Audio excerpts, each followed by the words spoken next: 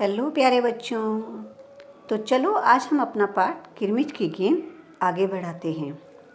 मैं जानती हूँ कि आप सभी बहुत ही उत्साहित हो रहे होंगे कि आखिर वह गेंद किसे मिली। तो पाठ को आगे बढ़ाने से पहले हम एक बार इसका सारांश देख लेते हैं। जैसा कि आप सभी जानते ही हैं कि दिनेश को अपने बागीचे में एक किरमिच की नई चमचमाती गेंद मिली। वह गेंद को पाकर बहुत खुश हुआ, परंतु फिर भी ईमानदारी के साथ उसने सोचा कि मुझे इस गेंद के बारे में एक बार अपने दोस्तों से पूछ लेना चाहिए। सभी दोस्तों ने एक एक करके गेंद को पाने के लिए कहा कि गेंद मेरी है, परंतु अंत में दीपक ने कहा कि कुछ भी हो, ये गेंद मेरी ही है। वह हर तरीके से उस गेंद को पाना चाहता था और इसलिए वह अपनी बात पर अड़ गया। आखिरकार हार कर दिनेश को गेंद लानी ही पड़ी। और अब हम पढ़ते हैं आगे की कहानी। गेंद आ गई। दीपक उसे देखते ही बोला, यह मेरी है, यही है मेरी गेंद। यह लाल रंग का निशान मेरी ही गेंद पर था। दीपक ने तो सोच ही रखा था कि वह गेंद लेकर ही रहेगा। अतः गेंद को देखते ही वह बहाने लगाने लगा और कहने लगा कि इस पर जो लाल रंग का निशान है वह मेरी ही गेंद पर था। वाह, सभी गेंद पर ऐसे ही निशान होते हैं, अनिल ने दिनेश का साथ देते हुए कहा। अब क्योंकि अनिल को वह गेंद नहीं मिली थी तो वह नहीं चाहता था कि वह गेंद किसी और के पास भी जाए। तो वह कहने लगा कि ऐसे निशान तो हर गेंद पर होते हैं।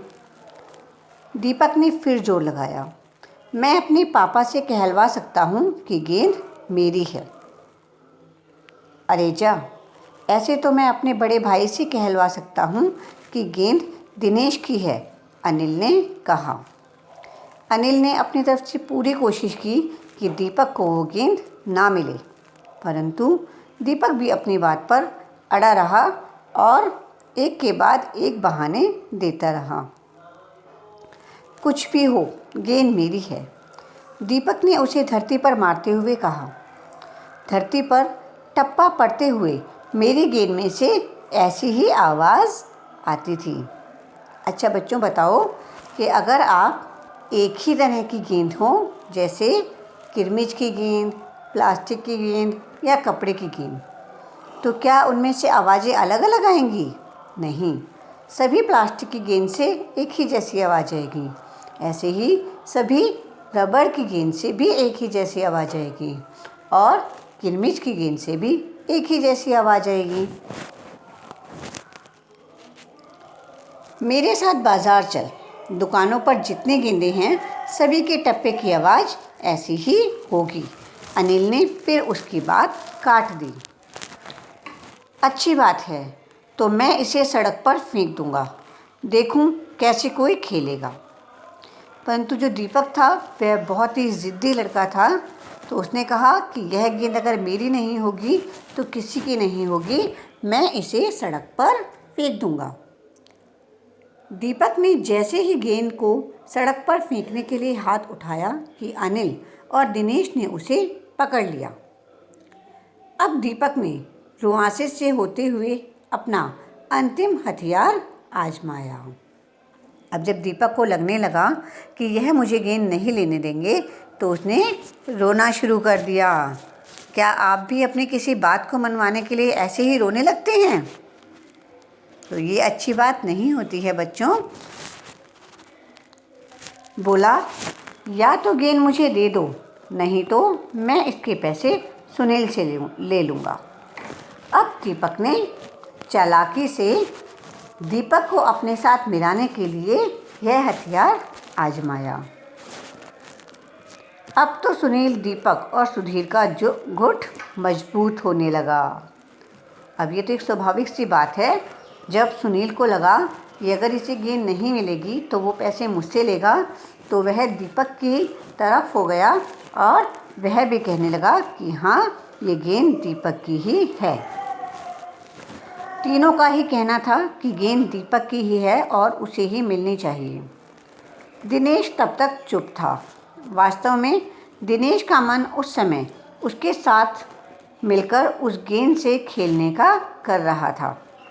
बोला, अब चुप भी रहो, झगड़ा बाद में कर लेंगे, अपने अपने बल्ले ले आओ, पहले खेल लें। दिनेश एक समझदार लड़का था। उसने सोचा कि इससे पहले गेंद किसी और को मिले, क्यों ना इसके साथ थोड़ी देर खेल लिया जाए। तो उसने अपने दोस्तों से कहा कि तुम अपने बल्ले ले आओ, हम बाद में देखेंगे कि यह गेंद किसकी है, पहले हम इससे थोड़ी देर खेल लेते हैं। 5 मिनट के भीतर ही खेल आरंभ हो गया। दिनेश बल्लेबाजी कर रहा था।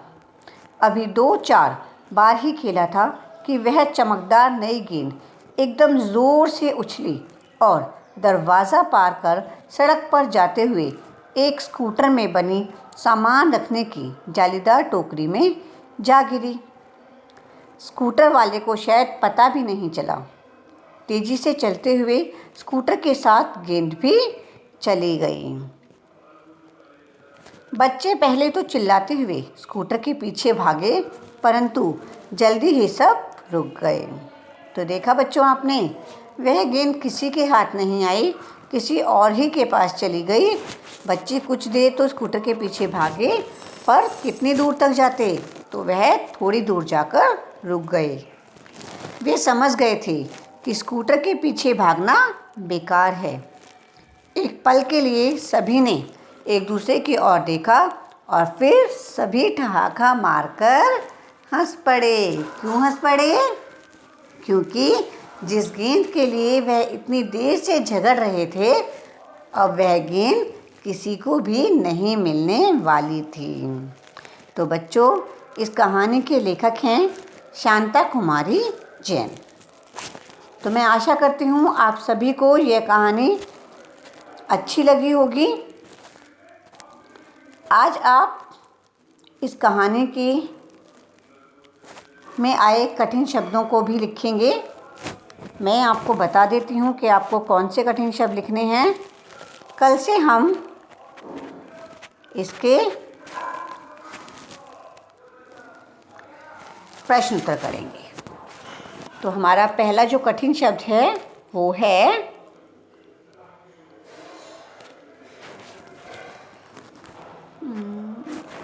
टप्पा। ठीक है, ट आधा प पूरा प आ का डंडा, टप्पा। चलो इसके बाद हम दूसरा शब्द देखते हैं।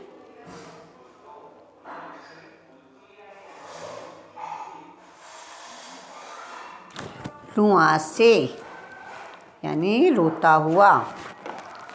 के बाद हम अपना अगला शब्द लिखते हैं अंतिम।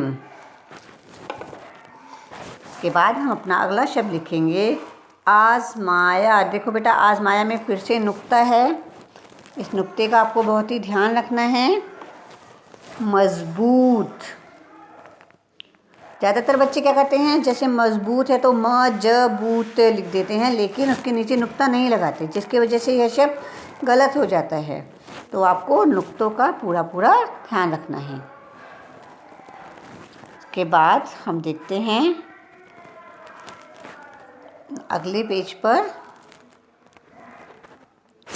बल्लेबाजी। इसके बाद आपका नया शब्द है दरवाज़ा। स्कूटर। चिल्लाते।